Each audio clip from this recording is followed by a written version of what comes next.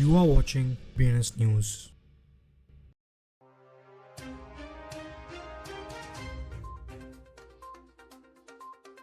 Twitter sleuth के allegations है कि चाइनीज कंट्रोल है इथेरियम नेटवर्क में। बाइनेंस ने देखा लास्ट 24 आवर्स में $114 मिलियन लिक्विडेशंस के ऑलमोस्ट हाफ। इंडिया के सेंट्रल बैंक गवर्नर ने वार्न किया क्रिप्टो से हायर रिस्क है इमर्जिंग मार्केट्स के लिए। Bank of England stable coins को रेगुलेट करेगा जो फाइनेंशियल सिस्टम्स को रिस्क पोज करते हैं। गीजर बैंक ने कॉर्पोरेट कस्टमर्स के लिए blockchain based digital custody platform launch किया। हांगकांग अब रिटेल इन्वेस्टर्स के लिए स्पॉट क्रिप्टो ETFs कंसिडर कर रहा है। जर्मन बैंकिंग जियांट ने बिटकॉइन सर्विस कंपनी को फंडिंग दी। यूके फाइनेंशियल वॉचडॉग्स ने स्टेबल कॉइन्स को रेगुलेट करने के लिए प्लान्स पब्लिश किए। DOJ ने प्लान अनाउंस किया $54 मिलियन इन क्रिप्टो को कंट्रोल करने का जो एलिजेडली इलीगल नारकोटिक्स स्कीम में ऑब्टेन किया गया था। बिटफिनेक्स ने एक स्मॉल फिशिंग अटैक की रिपोर्ट की यूजर डेटा ब्रीच हुआ।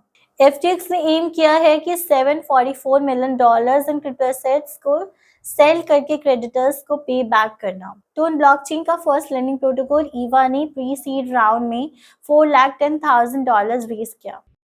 क्रिप्टो इन्वेस्टिगेटर ट्रुथ लैब्स ने अलार्म साउंड किया चाइनीज कम्युनिस्ट पार्टी के होल्ड पर इथेरियम पे।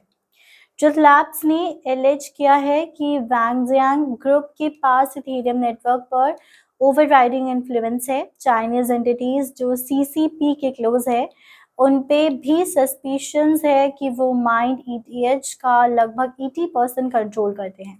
बिटकॉइन स्ट्रगल कर रहा है वीकेंड पे 35,000 प्राइस लेवल रिगेन करने के लिए, जिसपे क्रिप्टो मार्केट में लिक्विडेशंस की एक वेव आ गई है।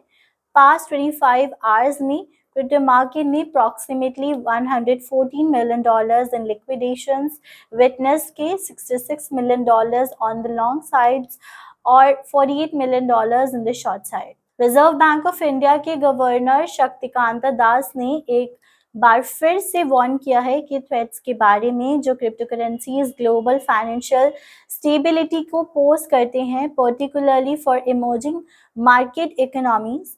Business standard BFSI inside summit 2023 में मुंबई में बोलते हुए दास ने स्ट्रेस दिया है dealing with crypto currency responsibly के इम्पोर्टेंस पर। बैंक ऑफ इंग्लैंड ने अनाउंस किया है कि वो स्टेबल कॉइन्स को रेगुलेट करेगा जो पोटेंशियली फाइनेंशियल सिस्टम को रिस्क पोज कर सकते हैं। आज पब्लिश हुई एक डिस्कशन पेपर में FCA द्वारा बैंक ने डिस्क्लोज किया है कि वो सिस्टमैटिक स्टेबल कॉइन्स और उनके इशुअर्स को ओवरसी करेगा with the financial conduct authority responsible for regulating stable coin providers in the crypto sector. UK government ने डिस्क्राइब किया है कि अपना M to introduce legislations for fiat-backed stable coins early next year. Germany के third largest bank DZ bank ने announce किया है कि वो launch of a blockchain based digital custody platforms जो अलाउ करता है उनके कॉर्पोरेट कस्टमर्स को इन्वेस्ट करना in cryptocurrencies. DZ bank ने ये भी स्टेटेड किया है कि उन्होंने डेवलप किया है कि services for individual customers to invest directly in cryptocurrency.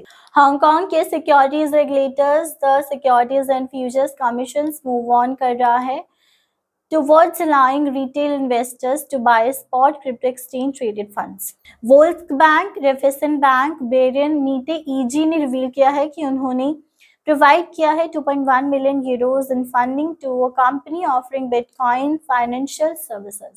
UK के फाइनेंशियल वॉचडॉग्स ने शेयर किया है plans to regulate stablecoins जो रिस्क पोज कर सकते हैं फाइनेंशियल सिस्टम्स को। In discussions paper publish Monday plans focus करते हैं स्टेबल कॉइन्स पर जो पेग्ड होते हैं value of the British pound से, because the central bank considers these to be most likely to be used widely for payments, the Bank of England ने कहा एक प्रेस स्टेटमेंट में ऑन इट्स पेपर।